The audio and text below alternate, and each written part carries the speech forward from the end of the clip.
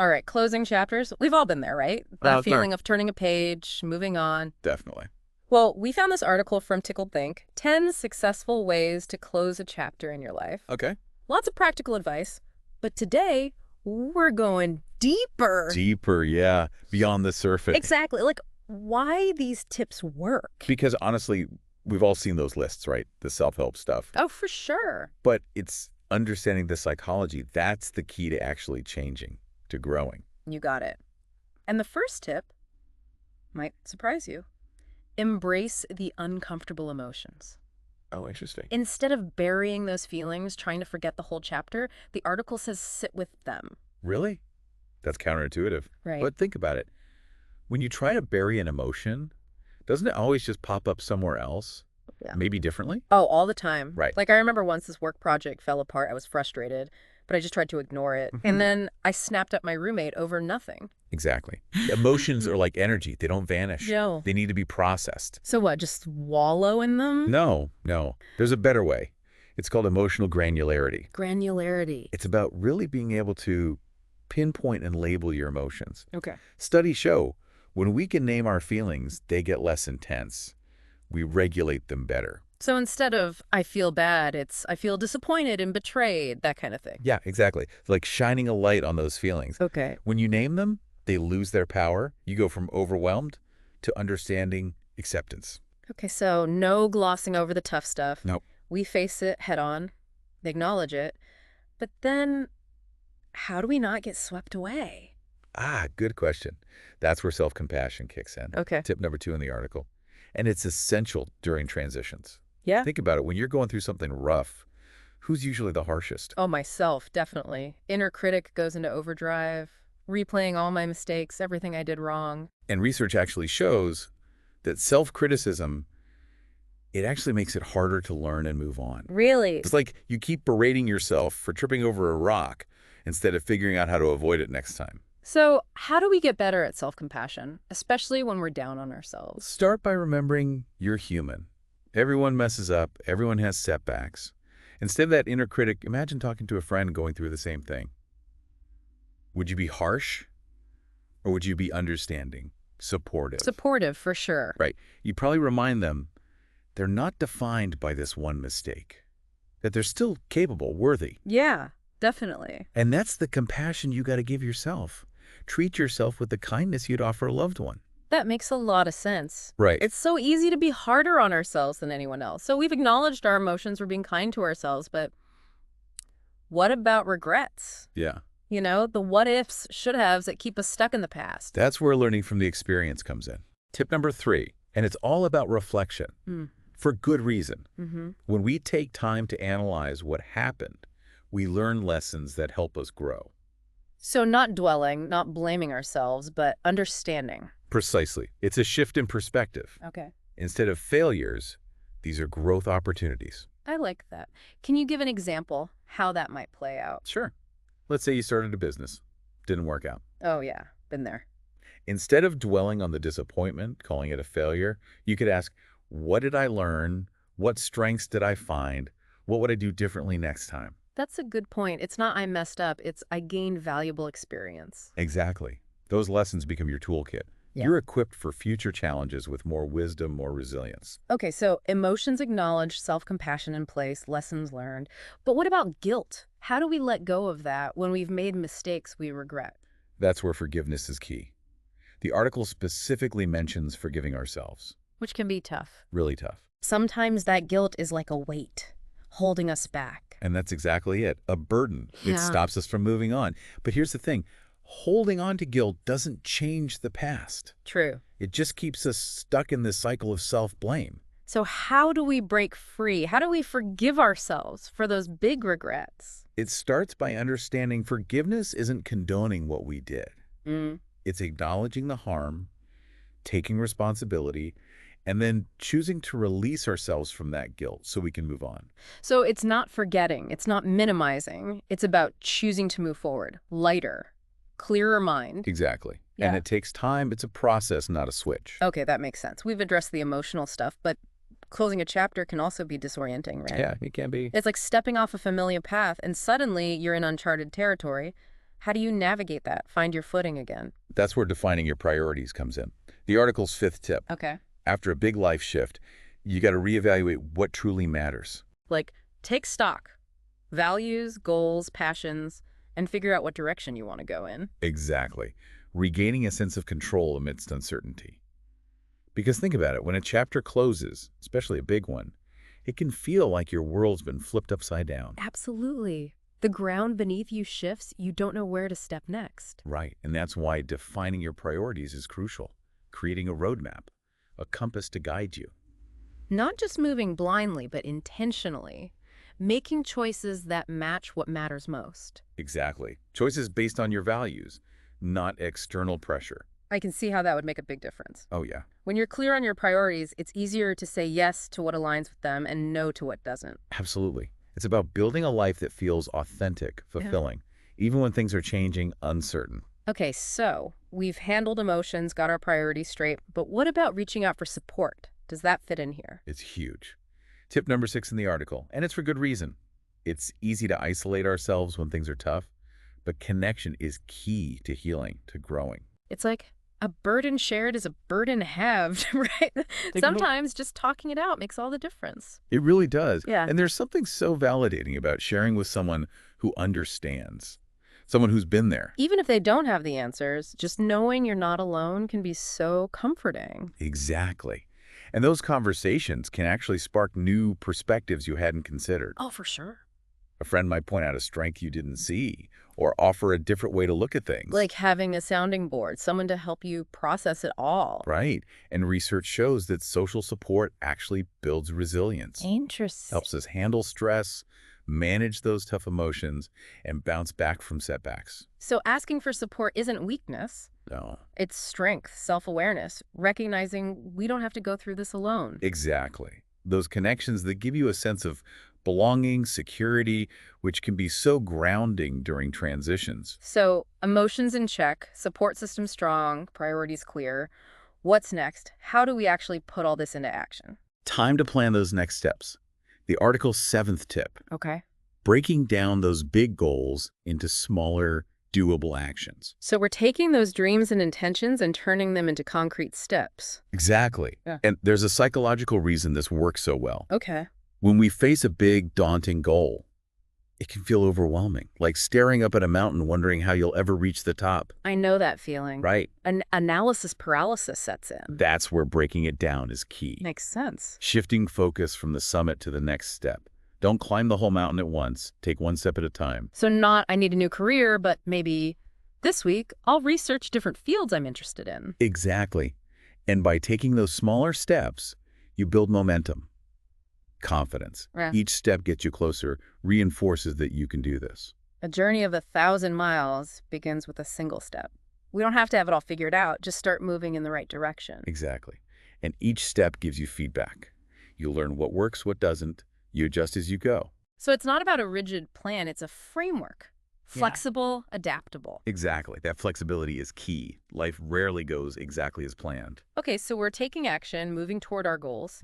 But what about all those new opportunities that open up when a chapter closes? Those are exciting. How do we handle those, navigate those uncharted waters? That's where embracing new opportunities comes in. Number 8 on the list. Okay. The article says, step outside your comfort zone. Explore those possibilities that might not have been there before. So it's recognizing that closing one door can actually open new ones, lead to things we couldn't have imagined. Exactly. Requires a sense of adventure. And a willingness to embrace the unknown. Definitely. Sometimes those unexpected paths lead to amazing places. They do? And there's a psychological benefit here too. Stepping outside your comfort zone builds resilience.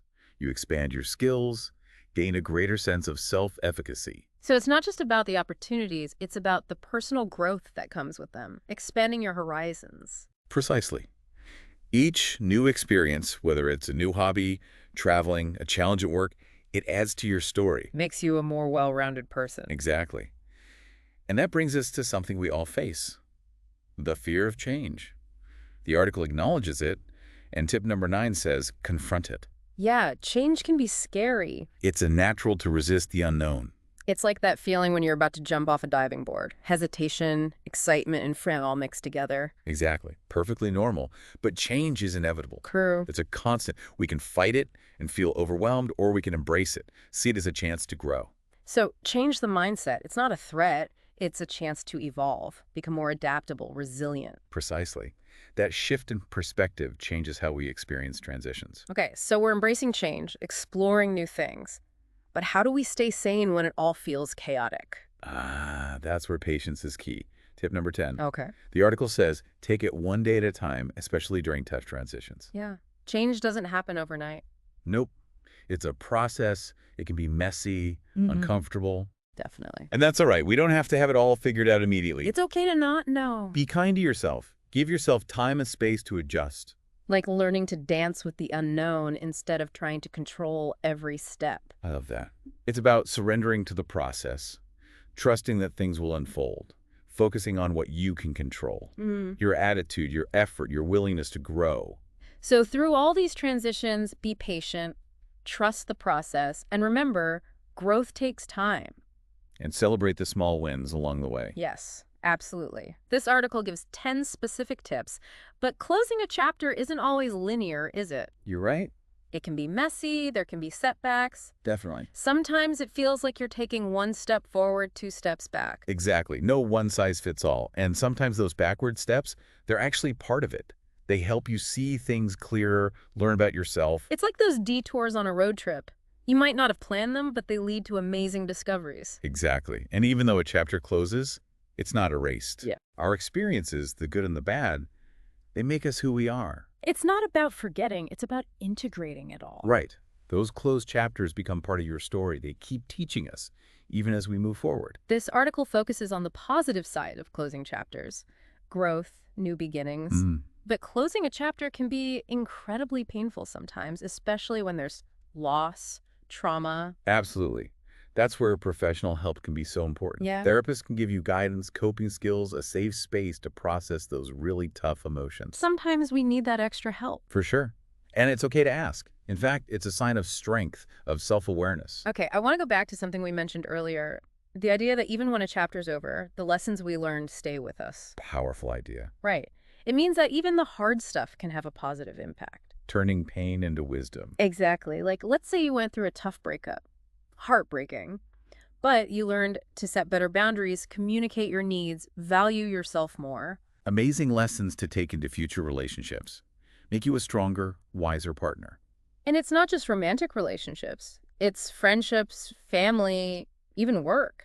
Right. Each chapter, good or bad, it can teach us something to make our lives better. So, wrapping up our deep dive on closing chapters, the takeaway is this.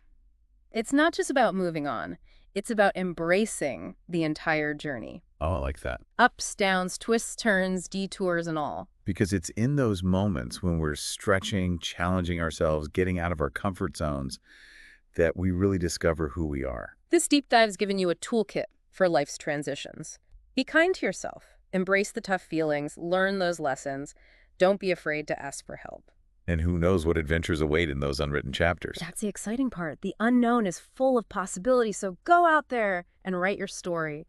We can't wait to see what you create. Me too. You know, this whole in-between thing, it's kind of like a chrysalis, right? Oh, yeah. All that change happening, but you can't see it from the outside. Maybe not pretty, not comfortable, but it's leading to something new, something good. Exactly. Makes me think of Brene Brown's work. She talks about vulnerability being so important for growth. Yeah.